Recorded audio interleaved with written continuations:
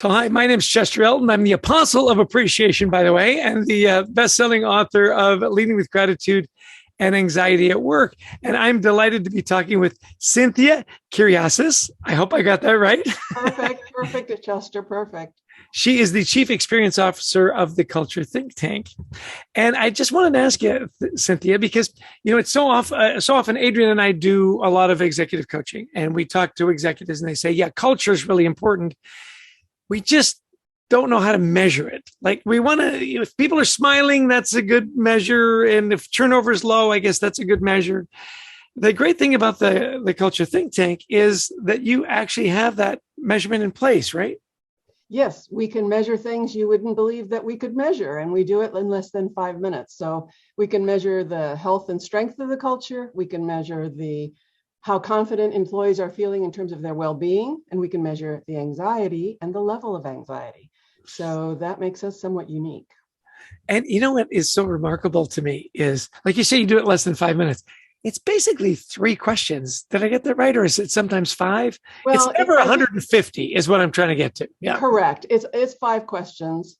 Sometimes there is a 6th that's added because the client wants to add it. But basically it's 5 questions. And we say that you can complete it in 5 minutes. The reality is it can be done in 3. Wow. Quite easy. Quite easy. So tell me a little bit about, the platform and how easy it is to use. Because I know you've got the 3 different dials, the anxiety, the well-being, and then of course, culture. Talk a little bit about the ease and simplicity of the platform, because so often when you go into surveys and you get these reports and they're, if you print it out, it's 2 inches thick, or it's this PDF file that's just overwhelming. So talk a little bit about the simplicity of the platform. Well, it doesn't matter which of the products you use with us. The dashboard is the same for all of them. And when you open up the dashboards, it'll tell you the percentage of people that responded. Then it will tell you 3 ratings. What is your culture score? How strong and healthy is your culture? The second thing it tells you right away is, how about the well-being of your employees? Are they feeling confident in the roles that they have? And the third is your favorite, Chester, the anxiety rating, right? Those 3 dials are 3 straight algorithmic ratings.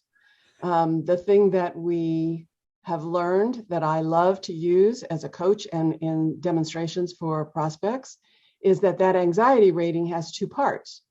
The first part is that algorithmic number, that rating that I just talked about. But the second part of the anxiety score tells you what we call the concentration of anxiety in the organization, or what I frequently refer to as the intensity level. And it's when that intensity level goes up, it drives the anxiety rating up. And when the anxiety rating goes up, the culture score and the well-being score start going down. So we have the opportunity as coaches to show the metric to the client, explain the importance of not letting that anxiety level get above, it's on a scale of 0 to 4, not to let it get above 3. And if we see it climb every month, we need to address it before it gets, as we say internally, toxic, before it just runs amok within the organization, because it's very hard to bring it back after that. It's better to be proactive about it. Yeah, and I think, when you get into all that technical jargon, run amok is really the one that you don't want to you don't want to hit.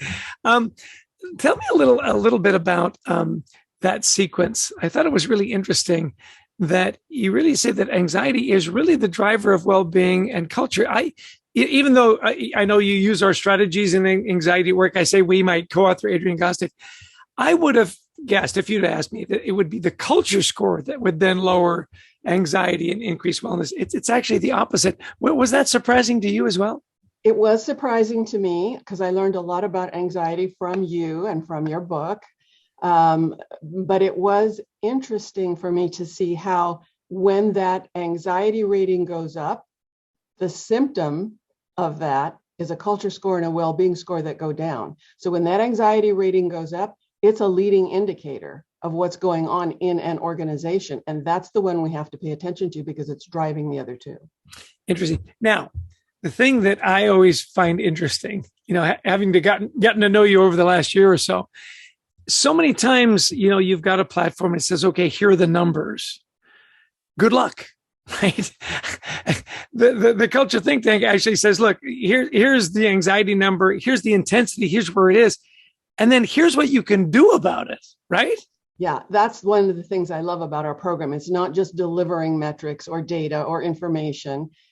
It's actually taking them through a process where we develop an action plan with the client to help address that need that the organization's employees have told us about.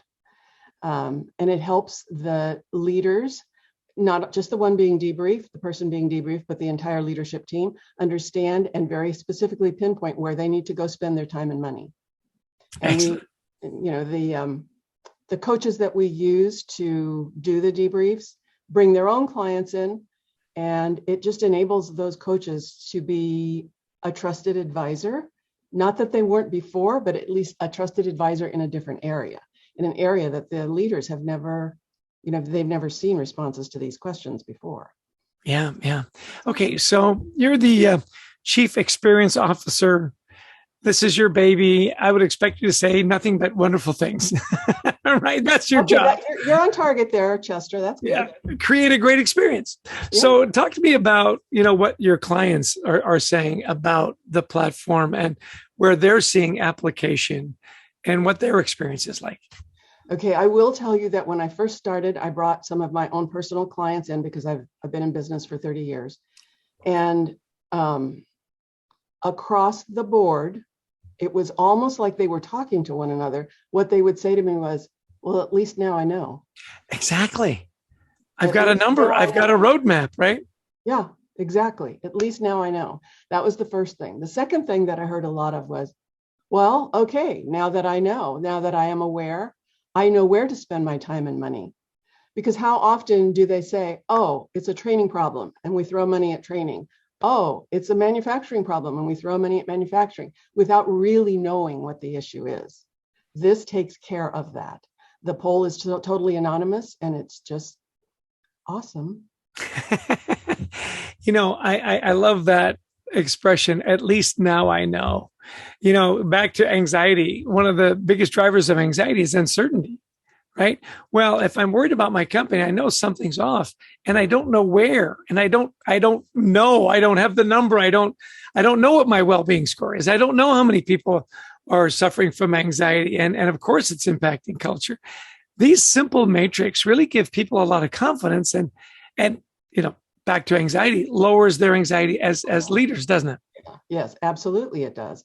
That's why us coaches love it so much, is that we address the unknown, we walk next to them, we help them develop a plan. For the next 30 days, they have an action plan that they can focus on, and they can see the results of it the following month, and they can see how they impact their own culture. I mean, somebody says, I remember when Will Lindstrom came to us when we were first talking about the term well-being, and he asked each of the people on our team, how do you define well-being? And he got all different answers. At least now we can have that discussion with a leader using our definition of culture score, well-being score, anxiety score. So we're all talking the same language. And you can't overemphasize that, right? You have to I can't be speaking French if they only understand Japanese, right? Exactly. So we got to be speaking the same language, right? Yeah, that common language, that common matrix, people say it takes a long time to change culture. And yet with your matrix and whatnot, you're finding that those shifts happen faster. Did I get that right? It depends. Yes, the answer is yes, you got that right, because they can see what they can see. The issue is that the leader needs to take the next step. They need to institute something with the leadership team for the next 30 days to address this, to be open, to be transparent, to be vulnerable, all the kinds of things that some leaders don't really talk about sometimes. And so, they've got that 30 days and they know exactly what they need to do. And it's really about opening conversations, really it is. And finding out finer points around, why did you answer this? Why this came up, this answer came up. What do you mean by you want us to stop micromanaging? Or what do you mean by you want us to start sharing what the organization is doing? Let's have a discussion. What does that mean to you? Does it mean numbers? Does it mean dialogue? Does it mean a narrative? So it helps them put a finer point on the communication issues, which improves the trust issues. Yeah. As we're wrapping up, what I find really interesting, like you say, the leaders have to do it, right? I can give you all the numbers and all the, if you don't do it, it doesn't matter. what I really love about the platform and the Culture Think Tank is that there's accountability built in, right? I mean, we gave you the stuff, we give you a roadmap for 30 days, and we're going to check back in. And it's pretty easy to figure out if you did it or not, right? It's like with your kids, take out the garbage. Well, if the garbage is still there, it's pretty obvious that nobody took out the garbage, right? That's right. That's right. And we, as coaches, we have a role that we play as, the subject matter expert, if you will, on this culture thing. But the other part of it is we are also a trusted advisor. We understand it. We are a sounding board for the leader. We have ideas to exchange around what can be done, maybe a shift here and there. And where else would they go to ask a person about that? It has to be an external person, and this is a great tool to have that discussion around. Excellent. Well, listen, obviously you love it. You're the chief experience officer. Your coaches love it. The clients love it. And it really is taking that mystery out of how do I determine that I have a healthy culture or not?